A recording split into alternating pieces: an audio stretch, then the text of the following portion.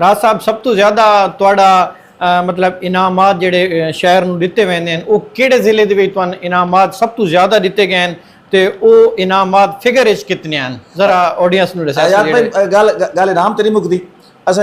यकीन करो भाई जिस ज़्यादा सानू वैसे प्रोटोकॉल या सारे शेरन लोग समझ के दाद देवे ना बेजात दाद नहीं उस तो सानू ज़्यादा खुशी होती है लेकिन सब ज़्यादा इनाम अगर वेखे बने क्योंकि दुनियादारी है अजकल सब तो ज़्यादा जोड़ा है ना पैसे के हिसाब न जो मिलता ना मुशहर शहरों वो मिलता है चकवाल ते अटक ते पिंडी वैसे पैसा उस पासे बाकी जिले के तुहानू पता हालात तंग हैं लेकिन सब ज़्यादा दाद जी है तकरीबन हूँ तो इस वक्त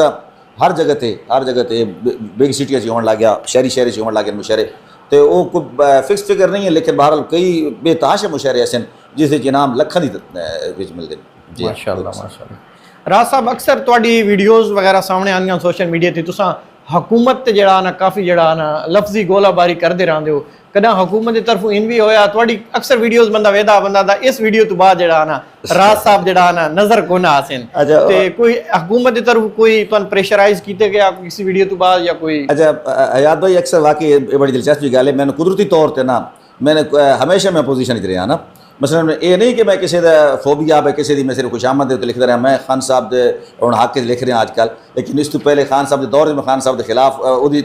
जमात दी पॉलिसियों के खिलाफ ही नज़म लिखी तुहानू पता सी कि मैं आख्या खान जी तब्दीली का ही नहीं लेकिन कुदरती तौर पर मैं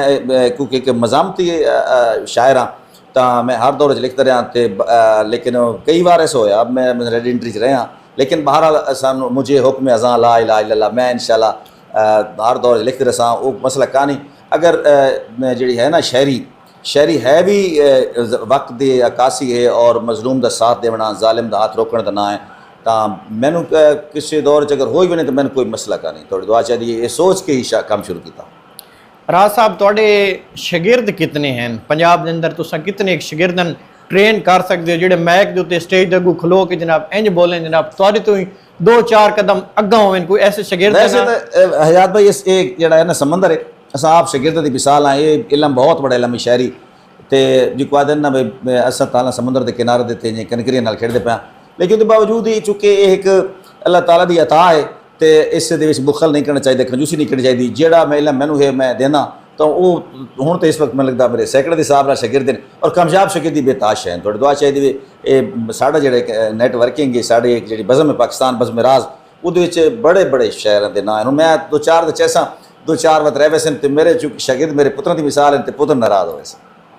राज साहब इस शेर व शायरी दुनिया के कोई उस्ताद भी है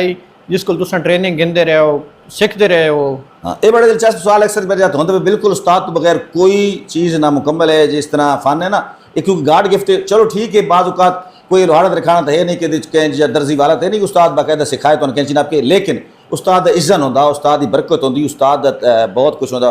दुनिया का कोई काम सीखे बगैर नहीं हो सकता इंतहाई सीनियर जेडे जितने हैं ना मेरे दौर के बल्कि हालां तक कि मैं सारे अपना उस्ताद समझना लेकिन एक राज है कि मेरा जो ज़ाती उस्ताद है वो एक मैं मसलन इतना मशहूर नहीं है लेकिन उस मैंने आप मना किया एक दूसरी गल है मैं काफ़ी सीनियर शहरों देख के मैं इस गल खास तो नहीं गल करे तुम गल जी जरूर मेरी इमाम तक पहुँचानी अगर कोई बंदा आखे ना कि मैं बे उस्ताद हाँ मेरा कोई उस्ताद नहीं तो बिल्कुल गलत आखदा वे एक मिसाल मैं तुहानू देना ये मैं थोड़ा टाइम देंदा पाया इस सवाल कि एक बगला आई ना एक बंदा आई ना बंदा तो वह बंदा निकलता खलोता ही बई तीर मरेंदा ही तो तीर वापस आने के गले अपना मूँह नाल नप लैंदा छाप लैंदा तो वह ना एक बंदे सुना के यार तेरा कोई उस्ताद ही है कितों सीखेगे उस आखे नहीं कोई उस्ताद ही कोई नहीं मैं बे उस्ताद हाँ उस आखे बात भी यार कि तू तय लिया तो उसी ना ख्याल तखयल उस आखे जी मैं बगले वेख्या बगला मच्छी वगैंदा पानी चाह के उत्ता बाद झपड़ लैंदा उस आखे हूँ तू तीर उत्ता वगा उस बंदे तीर उत्ता वगाया तीर वापस आया उदा संग पाड़ छोड़ा उस आख्या वजह है कि तै अपने उस्ताद की कदर नहीं की तै उस्ताद नूं तस्लीम नहीं किया वो बगला तेरा उस्ताद आई बिल्कुल जिथों तै ये आइडिया लिया ना वो तेरा उस्ताद आई तै आख्या मेरा कोई उस्ताद नहीं मेरे उस्तादा लिहाजा तेरे को इज़्ज़त खास लिया गया तो बहरहाल जिस बंदे को जिससे एक लफ्ज़ पढ़ाया तो उस्ताद है मेरे दौर के हर सीनियर शायर मेरे उस्ताद है।